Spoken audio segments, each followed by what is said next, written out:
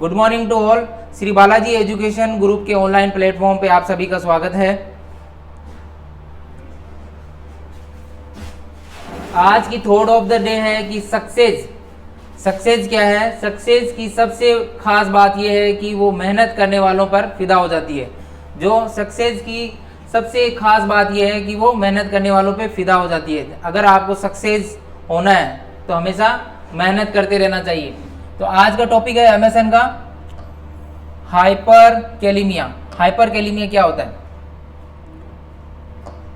हाइपरकैलिमिया तो हाइपरकैलिमिया क्या होता है?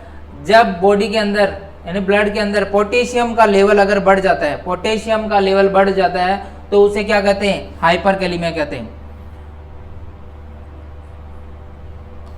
एन एबनॉर्मली हाई 5 मिली equivalent per litre serum potassium level, जो सीरम पोटेशियम लेवल है, ये देखो पोटेशियम लेवल है, वो अगर हाई हो जाता है तो वो कंडीशन क्या कहलाती है? ये वाली कंडीशन कहलाती है हाइपरकैलिमिया कहलाती है। अगर पोटेशियम का लेवल अगर ज़्यादा हो जाए तो नॉर्मल कितना होता है?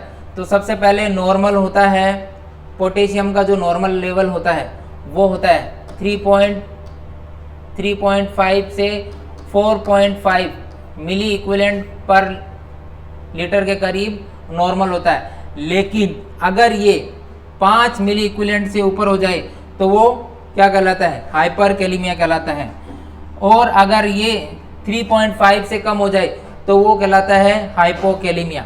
तो जहाँ जिस वर्ड पे हाइपर लगा रहता है इसका मतलब है ज़्यादा, यहाँ इससे यहाँ मतलब है कि ज़्यादा।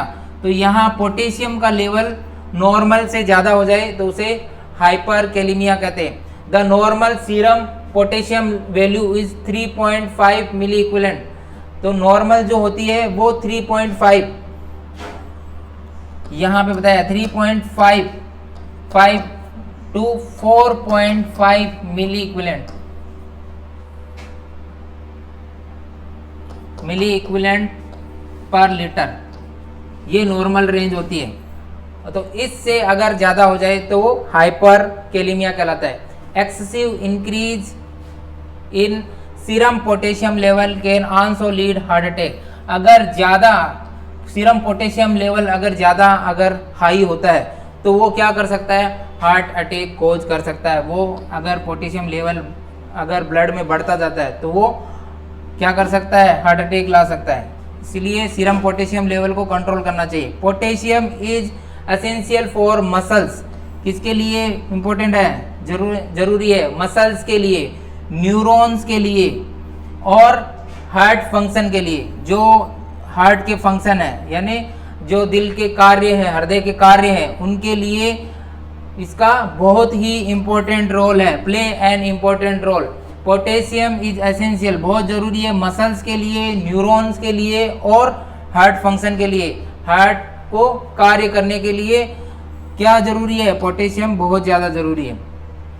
अब है हाइपरकैलिमिया के कारण क्या है? किस कारण से अगर हाइपरकैलिमिया हो सकता है? तो कोज क्या है? तो पहला कारण क्या है इसका?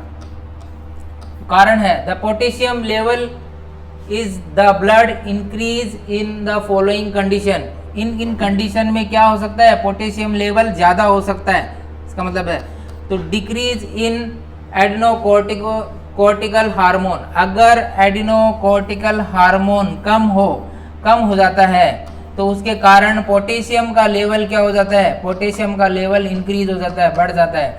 तो पहला कारण हो गया कि डिक्रीज एडिनोकोर्टिकल हार्मोन।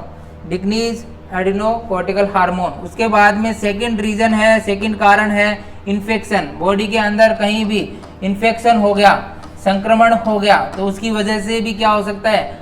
हाइपरकैलिमिया हो सकता है। उसके बाद में rapid infusion of potassium liquid in case of burn. जब किसी पेशेंट के अंदर अगर पोटेशियम ही अगर ज़्यादा दे दिया तो अपने आप पोटेशियम ज़्यादा हो जाएगा।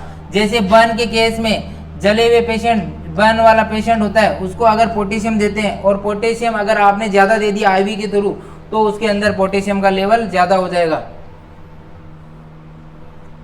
उसके बाद में है नेक्स्ट रीनल इनसफिशियंसी या एसिडोसिस, इसके अंदर भी हो सकता है रीनल यानी किडनी इनसफिशियंसी ऑफ एसिडोसिस हो जाए, उसके अंदर एसिडोसिस हो जाए तो उसके कारण भी हो सकता है ड्यू टू लो इंसुलिन, और उसके किसके कारण, इंसुलिन के लो के कारण, इंसुलिन लो होने के कारण यानी कम होने के कारण, बॉडी के अंदर इंसुलिन हार्मोन है अगर वो कम हो गया तो पोटेशियम लेवल क्या हो सकता है, बढ़ सकता है। तो इसीलिए कभी कभी क्या करते हैं, हाइपर कैलीमिया के अंदर पेशेंट को इंसुलिन भी देते हैं जिसके कारण वो पोटेशियम को कम कर सकता है। Due to the effect of some drugs like ACE inhibitor, ACE inhibitor होती है एंजियोटेंसिव कन्वर्टिंग एंजाइम इनहिबिटर्स, ये कुछ ड्रग्स है उनकी वजह से भी क्या हो सकता है, हाइपर कैलीमिया हो सकता है। एनासाइड्स की वजह से हो सकता है। एनासाइड्स क्या होते हैं, non steroid anti inflammatory drugs, non steroid anti inflammatory drug होते हैं एनासाइड्स का मतलब। उसके बाद में स्पायरोलेक्टोन, कुछ ड्रग्स होती है स्पायरोलेक्टोन, एल्डेप्टोन, वो वाली ड्रग्स की वजह से भी क्या हो सकता है, हाइपर कैलीमिया हो सकता है। उसके बाद में डिजोक्सिन टैबलेट आती है उनकी वजह से भी हाइपर कैलीमिया हो सकता है। ये मेन रीजन हो गए, कारण हो गए इसके। उसके बाद में हाइपर कैलीमिया के पेशेंट के अंदर सिम्टम क्या देखने को मिलेंगे, लक्षण क्या देखने को मिलेंगे। अगर पेशेंट में हाइपर कैलीमिया हो गया यानी पोटेशियम का लेवल ज्यादा हो गया तो क्या सिम्टम देखने को मिलेंगे, तो symptom of hyper kalemia are non specific, क्या रहते हैं, नॉन स्पेसिफिक रहते हैं सिम्टम, सच एज वीकनेस, सबसे मेन सिम्टम है क्या, बॉडी के अंदर वीकनेस देखने को मिलेगी यानी कमजोरी देखने को मिलेगी। उसके बाद में मसल्स फैटिक, क्योंकि ये मसल्स में भी हेल्प करता है इसलिए मसल्स फैटिक हो जाएगा, थकान हो जाएगी। उसके बाद में हाइपर वेंटिलेशन, हाइपर वेंटिलेशन में occur in the response to metabolic acidosis, अगर पेशेंट में मेटाबॉलिक एसिडोसिस होता है, मेटाबॉलिक एसिडोसिस होता है तो उसके कारण क्या हो सकता है, हाइपर वेंटिलेशन के कारण मेटाबॉलिक एसिडोसिस हो जाएगा और हाइपर कैलीमिया देखने को मिलेगा।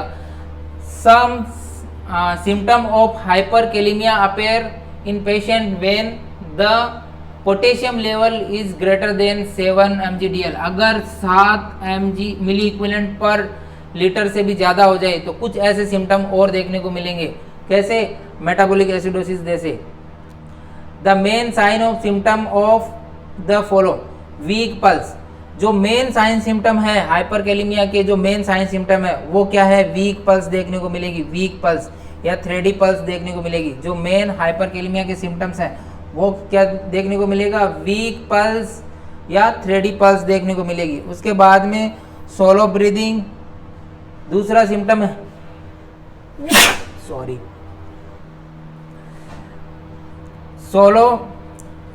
स्लो ब्रीदिंग, और उसके बाद में मसल्स वीकनेस, ये कुछ सिम्टम देखने को मिलेंगे हाइपर कैलीमिया के अंदर। और पेशेंट में क्या हो सकती है, नमनेस हो सकती है, शून्यपन आ सकती है। उसके बाद में फेशियल पैरालिसिस और पैरालिसिस भी हो सकता है, पेशेंट को फेशियल पैरालिसिस भी हो सकता है, पेशेंट को फेशियल पैरालिसिस हो सकता है। उसके बाद में है कार्डियक,